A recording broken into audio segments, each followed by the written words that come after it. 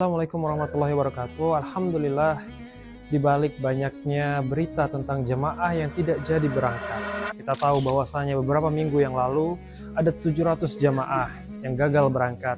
Ada penipuan umroh sebesar 18 miliar hampir. Hal tersebut bukan berarti kami ingin menyombongkan bahwasanya kami bisa memberangkatkan. Tidak.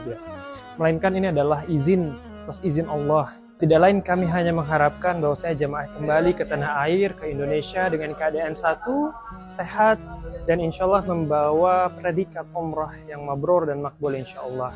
Barakallahu fiik.